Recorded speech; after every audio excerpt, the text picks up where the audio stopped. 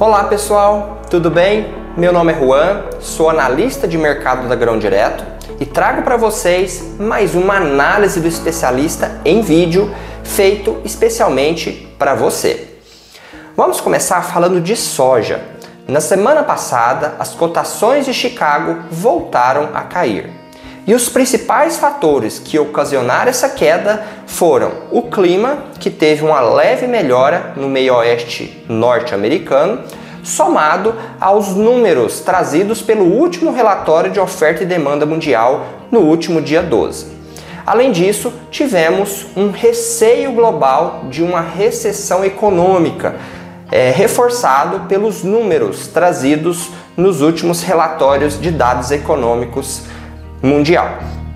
Em relação às exportações, de acordo com o USDA, o Departamento de Agricultura dos Estados Unidos, houve vendas líquidas acima de 96 mil toneladas na semana.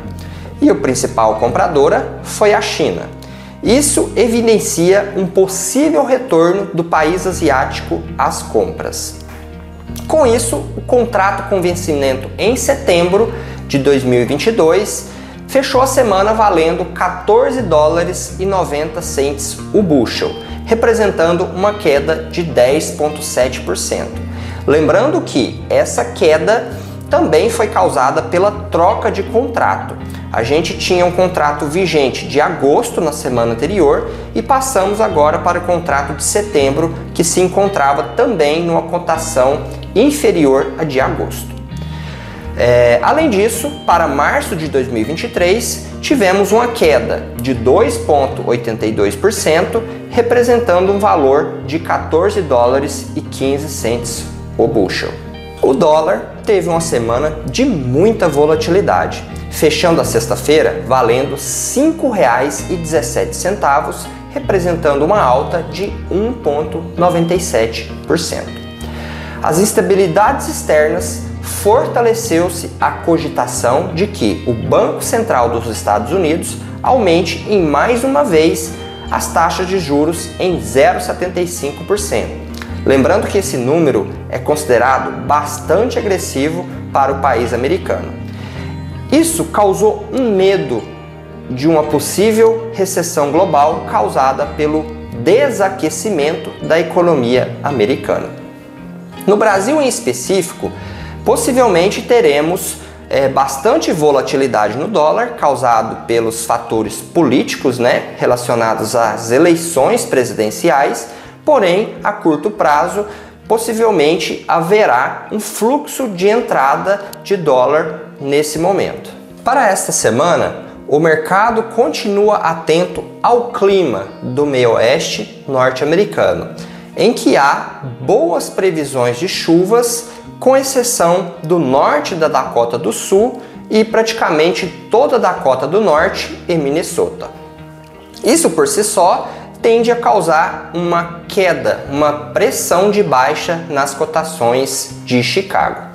Além disso, a volta da China compradora poderá servir de suporte a essas cotações. Então, informações relacionadas a isso poderá também influenciar as cotações de Chicago. O dólar poderá ter uma semana de alta, principalmente fortalecido por essa questão de um possível aumento de taxa de juros nos Estados Unidos. Caso esse cenário se confirme, ou seja, de dólar em alta e Chicago em queda, possivelmente teremos uma semana de estabilidade nos preços de soja brasileira. Vamos falar do mercado de milho.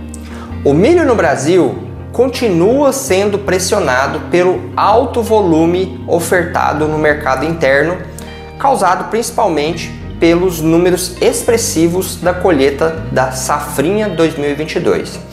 Nem mesmo os números trazidos pelo relatório de oferta e demanda mundial, onde diminuiu a expectativa de produção americana, foi suficiente para suportar ou reverter o movimento de queda aqui no Brasil.